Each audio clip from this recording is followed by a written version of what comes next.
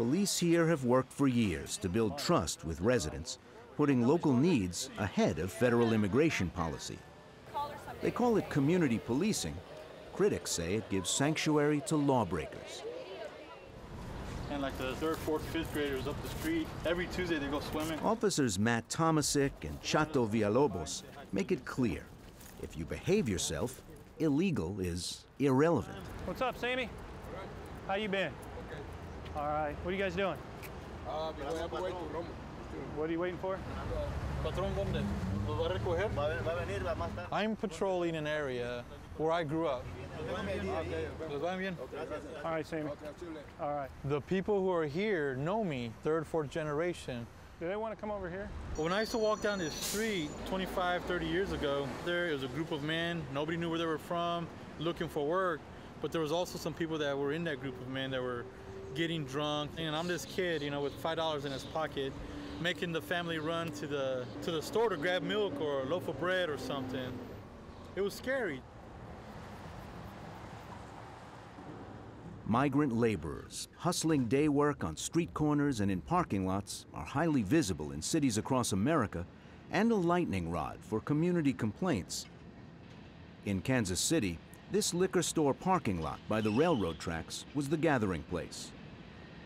They really had the upper hand. People would go behind the dumpster to urinate and defecate. The drunks would blend in with the workers. There was prostitutes. We had robberies. We had stabbings. We had cuttings. It was just a big mess. We called immigration, and they would come down about 3 times a year and do roundups. And it was just back to the same old stuff. It wasn't effective at all. Police decided bad behavior was a bigger local problem than immigration status. They cleared the liquor store parking lot and told day laborers to move to an underpass. The officers set rules and address problems, but they don't check papers. Tell me what happened. Yeah. Tell me again. Oh, you know the taxi is going to park in there. ¿Qué es lo que ellos hacen? ¿Cuál sabe hacer qué? Yo sé quién vino a buscar. The officers work out of a community center run by Linda Callan, which has opened its doors to the day laborers. The bathroom door is open, okay? The CAN Center mission was to improve a neighborhood. Status doesn't matter. The green one on the top.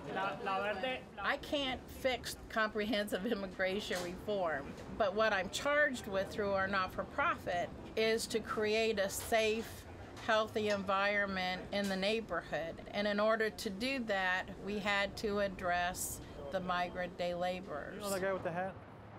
Sitting over here in the car? So we had to have the right police officers assigned to the CAN Center till we could get what we wanted. So if you're here looking to work for an opportunity to maybe work for a day, then welcome. The program is backed by Kansas City Police Chief Jim Corwin, who remained committed even as the anti-illegal, pro-enforcement rhetoric heated up. If you take the immigration issue off the table, just take it completely off the table, and just talk about policing a community, everybody loves what we're doing down there. Thank you. But Chris Kobach, for one, is not willing to take the immigration issue off the table. Law enforcement? Oh, law enforcement. Actually, You've got to have, again, all levels of government working together if there really is a desire to have the rule of law in our immigration area. all right, take care. Thank you. It's problematic whenever a local law enforcement entity says, we're just going to look the other way. The rational option is that you ratchet up enforcement so people self-deport. Yeah. But there are those pushing for measures they think would be more compassionate and more effective. Of course you need enforcement.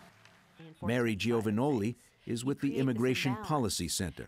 But the more you ratchet up the enforcement and don't focus on any kind of benefit or any kind of legal status, the more likely you are to create the kind of problems that we're seeing now, where things just are more or less out of control.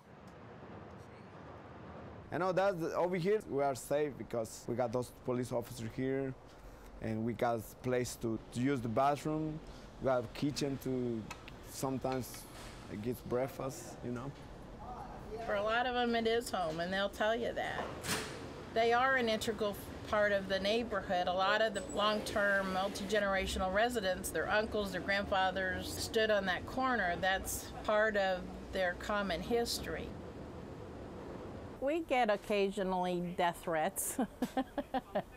You should die for what you're doing. Chato Villalobos. ¿Usted cómo se llama? Mi nombre es Alfonso, Alfonso Aguilar. Alfonso. Sí. Mi compañero se llama Matt. Mucho gusto. Todos. Yeah, I am It's not a political statement. We're just, in our little corner of the world, we had this chaos, and we've solved the chaos by treating people like they're human beings. So that's what we don't have comprehensive immigration reform. In this political climate, we're on borrowed time.